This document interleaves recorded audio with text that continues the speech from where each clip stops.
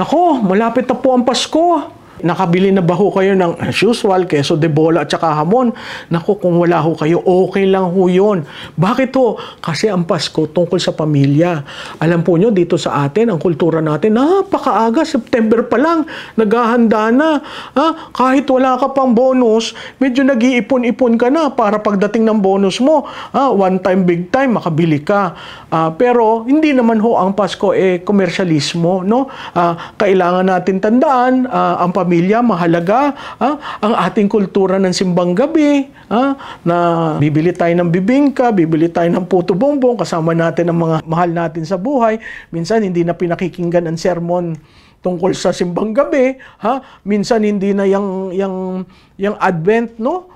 Yung Advent rite, hindi na nga minsan alam at anong ibig sabihin ng kandila, basta kasama ko ang aking mahal sa buhay.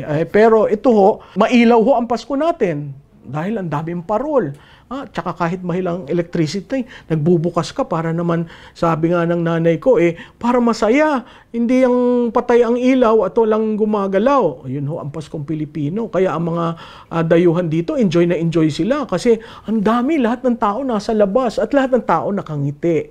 So, ito pong darating na Pasko, sana sa bisperas ng Pasko at sa Paskong araw mismo, kasama nyo ang inyong mga mahal sa buhay. Simpleng salo-salo, okay na ho yun. Huwag na tayong magharbo. Kasi huwag ho nating iubusin ang ating pera sa ngayon, meron pa pong bukas. No? Basta masaya at puno ng ngiti, okay na ho yun.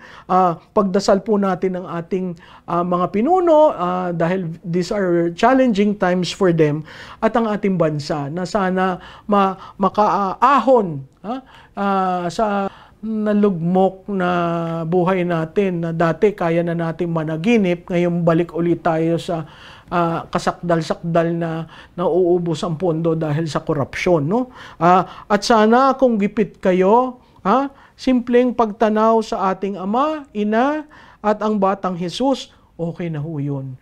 Hindi naman ho importante kung gaano kagarbo ang mesa nyo.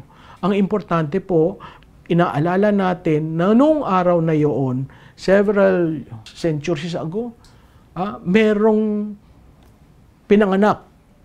Nasaan ho? Hindi ho sa mansyon. Nasa manger. Kung titingnan nyo, kaya parati tayong, di ba, meron tayong nativity, Belen, hindi naman ho nasa mansyon. Wala namang sasakyan. Ang nandun, mga shepherds, no? At yung bituin na maningning sa gabing madilim na nagsasabi sa inyo, dito, pinanganak si Jesus. Simple ho, wag ho tayong maging magarbo dahil yung hindi ho natin malalaman kung ano yung hinaharap. Basta magkakasama ang pamilya, may ngiti sa ating mga muka, okay na po yun. Ito po si Maluti Kia, bumabati sa inyo. Maligayang Pasko, Pilipinas, kaya natin ito.